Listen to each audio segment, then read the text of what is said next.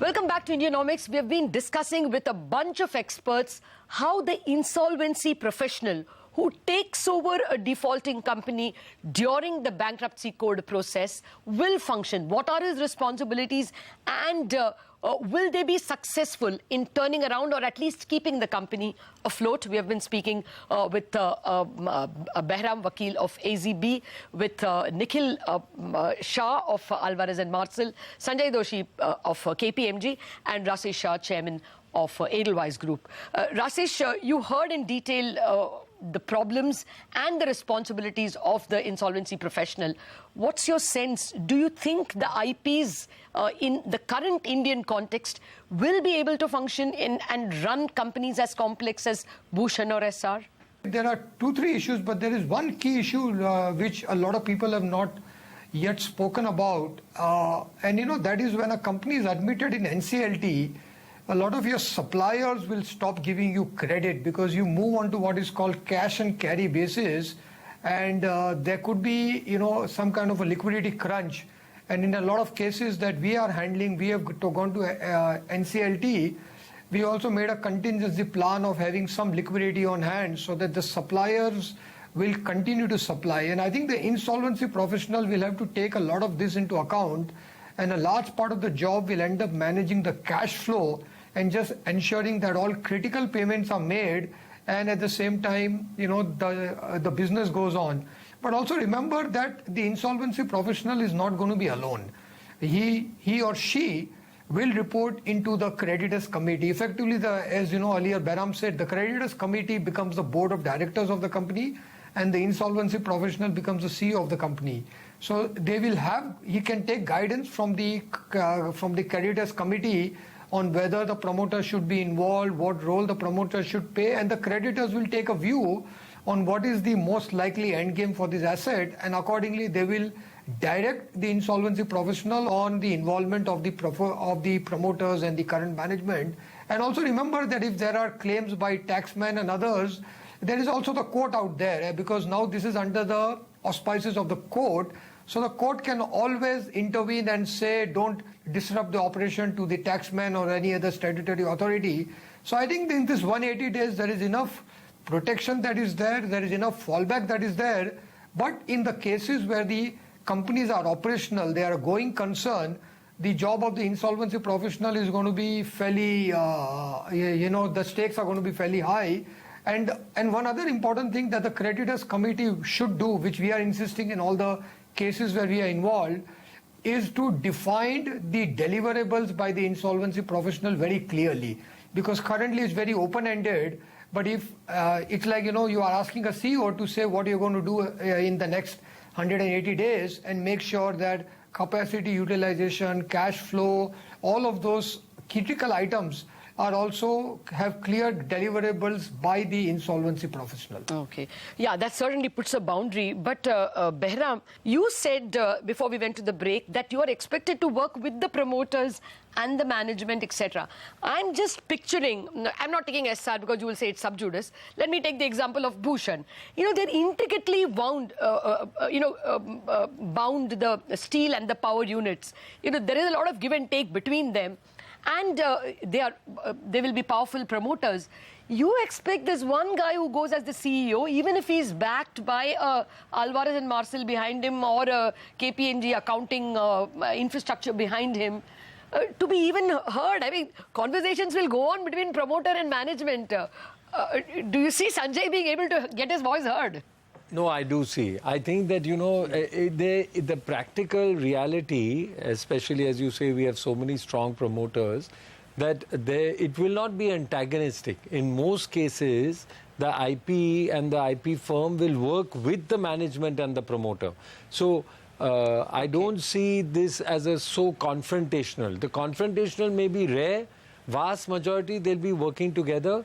And again, to reiterate the point of no superwoman, superman, they will reinforce that in these big cases, they have teams of 30, 40 people dedicated to doing this job. So it's not at all an individual that's doing it. And who pays them? The company pays them? that has to be cleared by COC. So just like the board, all major costs have to be cleared by COC. And one quick line, the judiciary, there's so much bashing, is that NCLT has met most of the timelines, as I've previously told you. They've really got the point that time and recovery are directly correlated. And the courts also, I'm hoping, yes, you'll have to rush. Your electricity is shut off because past dues are not paid. This is a live case. We are doing it today. You rush to the court and the court very quickly is ordering you have to turn the lights on. Same with the tax guys. Yes, usually they're not used to this, but the law is very clear, so they'll have to get the picture. Past dues, different story. Current dues, they'll have to start writing checks and going to Rashesh to get interim financing. That gets priority. Okay. Well, how confident are you, Nikhil, that this is likely to work in most of the cases? I mean, there will always be confrontational cases, but largely will it work? And then your big caveat that you posed, that you expect the committee of creditors to come up with an alternative resolution plan in 6 months. You're doubting that. They have 270 days, so 9 months.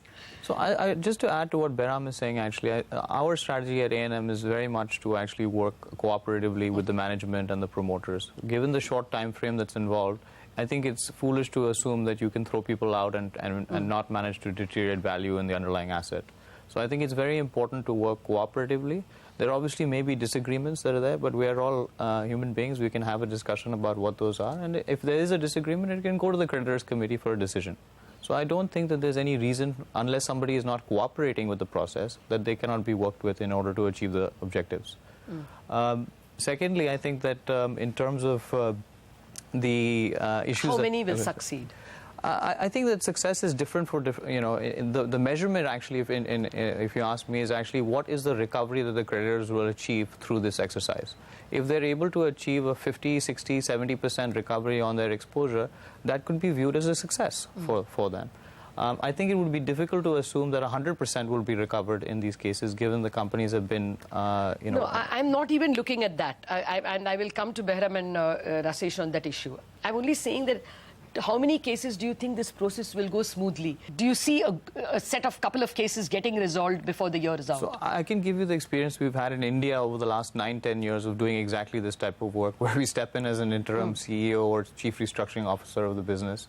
And in 95% of the cases, it works out successfully in that sense that there is some uncertainty. Obviously, there's a new team that's coming in, and it's up to us and the management that exists over there to work together to get the objective. Okay, well, Rashesh, just your estimate of whether this process will be successful or whether, we are going to be back to square one.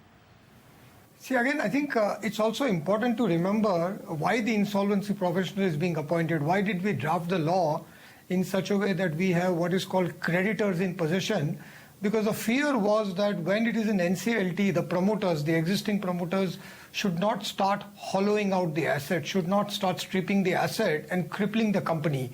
So I think the large part of the job of the insolvency professional is to make sure that status quo is maintained and things don't get worse. And in most of the cases, the creditors committee will decide how much the promoters will be involved, because I do expect that in 2 out of 3 cases, this process will be used for a restructuring, for the existing management to continue by restructuring the debt, by giving equity to the bankers and all.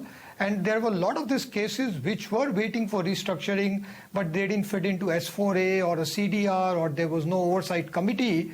And I think for that, the NCLT process is the best process, because this will have all these sanctions of a court-driven, transparent process.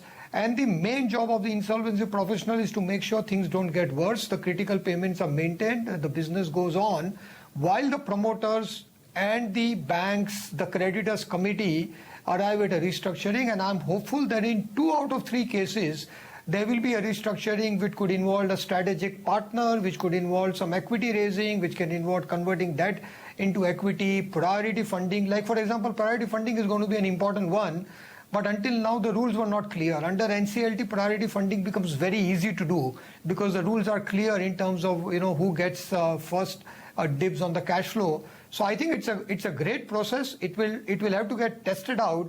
But in most cases, I think there won't be as much acrimony as you are apprehending. In a lot of these cases, it will work out fairly smoothly because restructuring under NCLT is an ideal process. Fair enough. Sanjay, we know that many of the cases are in, several stages, some of them very advanced stages of restructuring. So you think that in a matter of 3 months or so after the IP takes over, at least in many of the advanced cases of restructuring, things will go on smoothly? So it's going to be a mixed bag, especially even in those advanced cases where, if there is an alternative plan which is put in by various stakeholders, it's not only the promoter or the lenders, right? There can be any other stakeholders who may actually want to pitch in and put another resolution plan. So if that happens, then of course that 3 months probably can get extended. But you're right, in majority of the cases where the lenders are in agreement with the resolution plan, at the end it again goes back to the COC of what they are looking. At the end, a resolution needs to be worked out.